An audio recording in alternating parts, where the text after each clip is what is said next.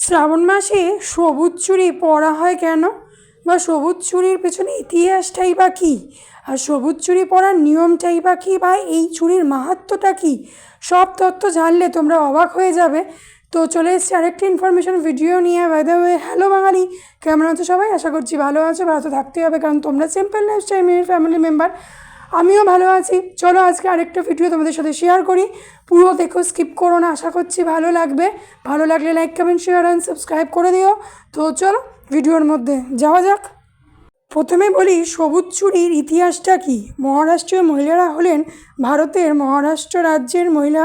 তারা খুব ঐতিহ্যবাহী রীতিনীতি অনুযায়ী মেনে চলে, এবং এই রীতিনীতিগুলির মধ্যে একটি হলো তাদের বৈবাহিক অবস্থা বোঝাতে সবুজ চুড়ি পরা হয়, এবং এই ঐতিহ্যের মূলে রয়েছে শুভকামনা, যার অর্থ হচ্ছে সৌভাগ্য ও সমৃদ্ধি। শ্রাবণী মেয়েরা সবুজ চুড়ি কেন পরে? পবিত্র শ্রাবণ মাসে ভারতীয় মহিলারা কেবল সৌন্দর্যের জন্য নয়, বরং শরীরকে শীতল রাখার জন্য, ভগবান শিবকে সম্মান করার জন্য এবং নিরাময় শক্তিকে আলিঙ্গন করার জন্য সবুজ চুড়ি পরেন।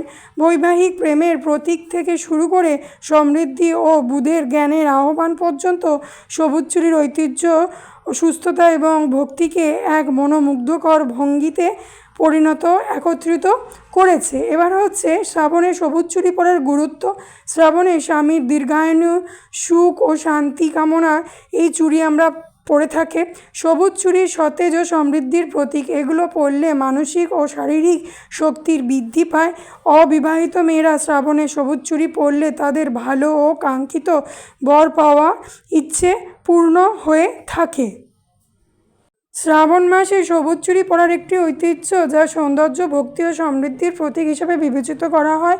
এই মাসে সবুজ চুড়ি পরায় ভগবান শিব ও মাতা পার্বতীর আশীর্বাদ লাভে একটি উপায় হিসাবে আমরা ধরে থাকি।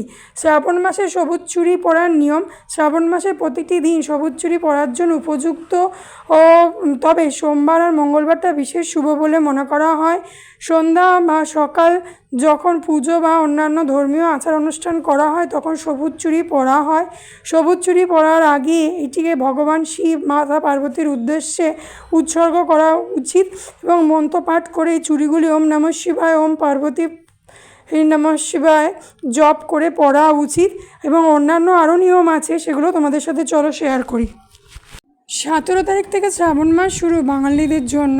এই মাসে অনেকে আমরা দেখছি সবুজ চুড়ি পরে। আমাদের ভালো লাগে, তাই হাতে এগুলো দেখা যায়। কিন্তু কারণ কি এই সবুজ চুড়ি পরার? কারণ হচ্ছে এই মাসে দেবী পার্বতী শিব ঠাকুরকে পতি হিসাবে পাওয়ার জন্য কঠোর তপস্যা করেছিলেন জঙ্গলের মধ্যে।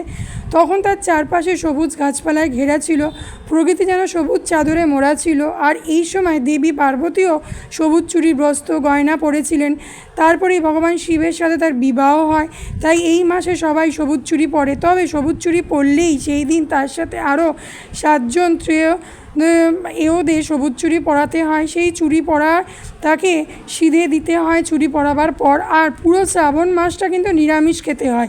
সাথে আরও অনেক নিয়ম আছে সবুজ চুড়ি পরা। সারা বছর নিরামিষ খেয়ে সবুজ চুড়ি না পড়লে সারা বছর নিরামিষ খেতে হয়, এবং সাথে আরও অনেক নিয়ম কিন্তু আছে। সারা বছর নিরামিষ আমি অন্তত খেতে পারবো না। আর যদি সব নিয়ম পালন না করতে পারা যায়, তাহলে কিন্তু কোনো সমাজের একটা বা সংসারের একটা অমঙ্গল হয়। তো সেই জন্য সবুজ চুড়ি যারা এই জিনিসগুলো, তাদের নিষ্ঠা হিসাবে কিন্তু এই নিয়মটা মেনে চলতে হয়। ছিল সবুজ চুড়ির ইতিহাস, মাহাত্ম্য, বা কীভাবে এটা পড়া উচিত, সবটাই ইনফরমেশান যেটা তোমাদের সাথে এই ভিডিওতে শেয়ার করলাম। যদি একটুও হেল্প হয়ে থাকে তো কী করবে, লাইক, কমেন্ট, শেয়ার অ্যান্ড সাবস্ক্রাইবের পাশে বেল আইকনটা ক্লিক করে দিও। আর সুন্দর সুন্দর কমেন্ট করো, ওয়েট করো আরও সুন্দর সুন্দর ভিডিওর জন্য। আজকের মতো বিদায় নিচ্ছি, টাটা, ভালো থেকে সুস্থ হচ্ছে। দেখা হচ্ছে অন্য কোনো দিন অন্য কোনো ব্লগেতে। তো আজকের মতো বিদায় নিলাম, টাটা।